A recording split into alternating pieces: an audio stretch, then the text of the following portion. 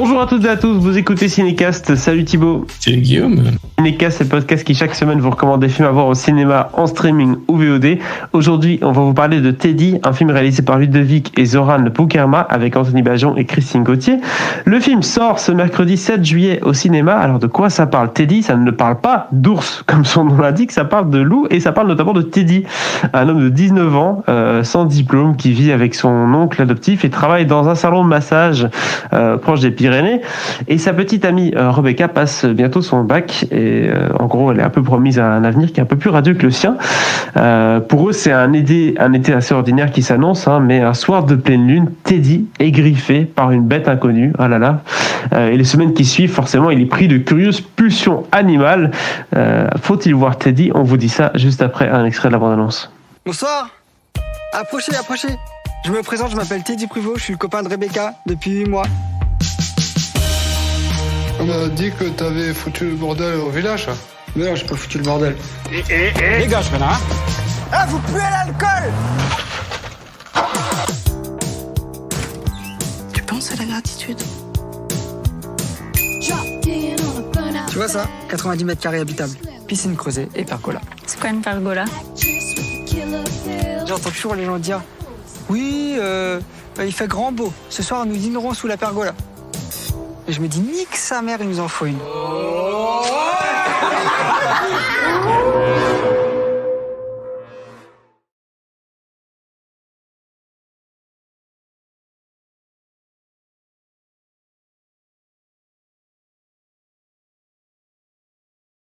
Oui, alors, oui, il avait fait effectivement le cachet Cannes 2020.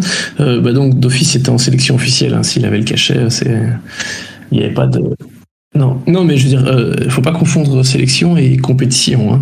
Oui, c'est ça que je voulais savoir. C'est compétition ou sélection? Ça, on n'en sait rien. Ils ont juste donné un label à tous les films qui y étaient. Donc voilà. Mais honnêtement, entre nous, je pense pas qu'il était en compétition, si ça avait eu lieu normalement.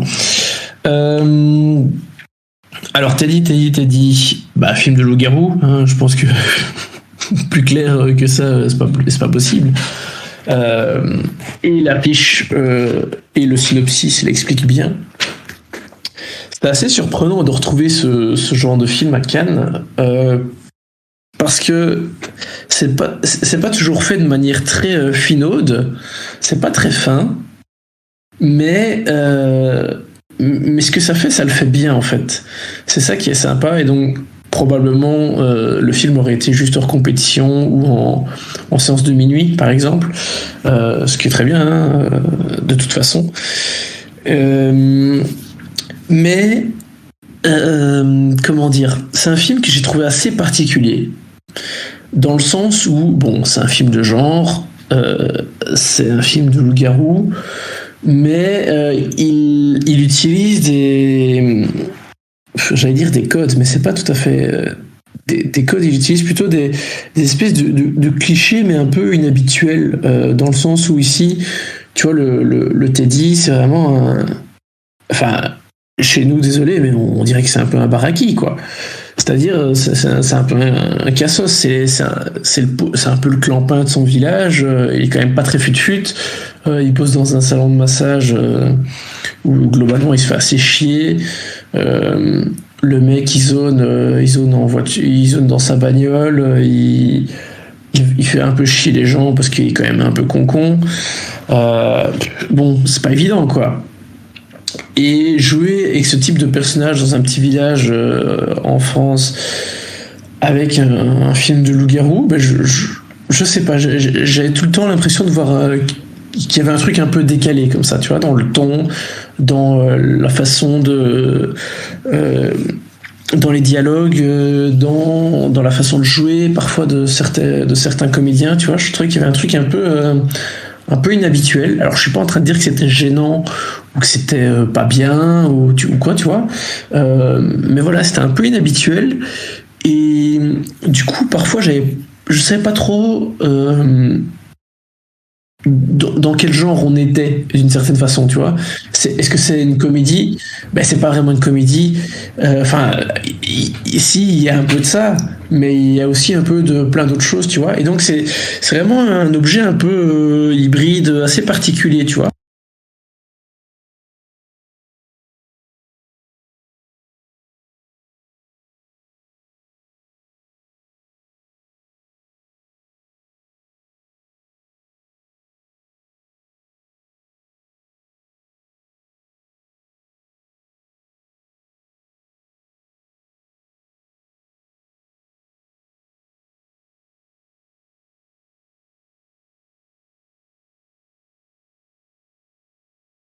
Oui, c'est effectivement ça. C'est un bon mariage entre plusieurs choses.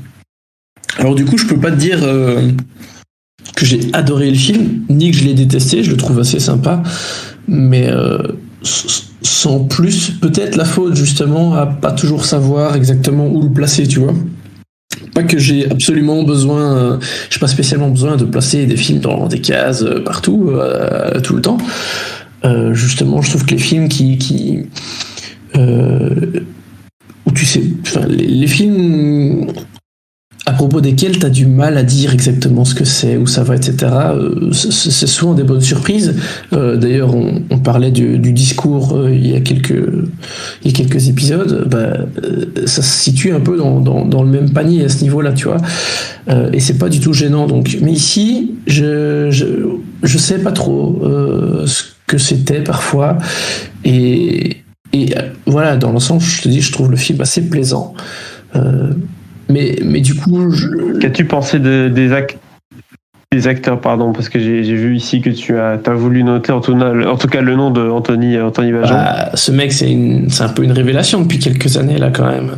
Depuis, c'était quoi, La Prière, son premier film, si je dis pas de bêtises, le film de Cédric Kahn. C'était pas son premier film, mais c'est vraiment le film qu'il a révélé. Qui était à Berlin, et je pense qu'il a eu le prix d'interprétation, quelque chose comme ça. Mais depuis, il fait de super choix de films. On l'a vu dans Au nom de la Terre. On l'a vu. Alors le film sortira, je pense, seulement à l'automne en France. En Belgique, je sais pas encore, mais j'ai eu l'occasion de le voir à la Mostra de Venise. En septembre 2020, dans le film La Troisième Guerre, film assez intéressant, et un film où à nouveau il a beaucoup de choses à défendre en tant que comédien, et ici voilà, c'est vraiment le héros d'un film de genre. Du coup je veux dire que ça montre bien qu'il fait des bons choix, qu'il fait des choix intéressants, et que c'est une grande promesse, tu vois.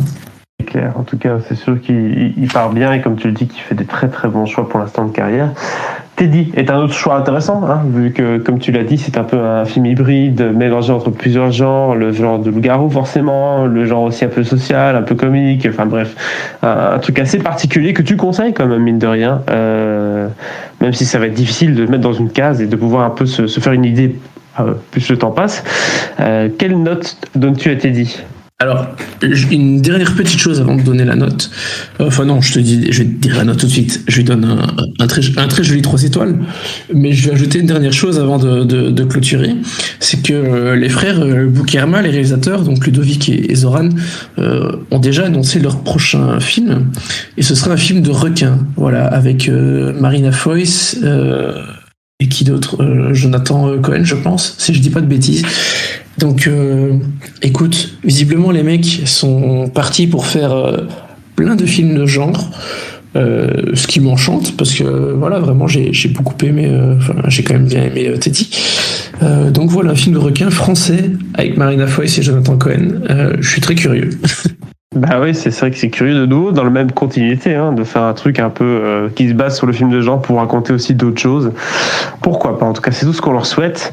C'est donc 3 étoiles pour Teddy, voilà, qui conclut cet épisode. N'hésitez pas à partager votre avis sur le film dans les commentaires, et si c'est pas déjà fait, à vous abonner au podcast sur la plateforme de votre choix. À très bientôt pour de nouvelles recommandations.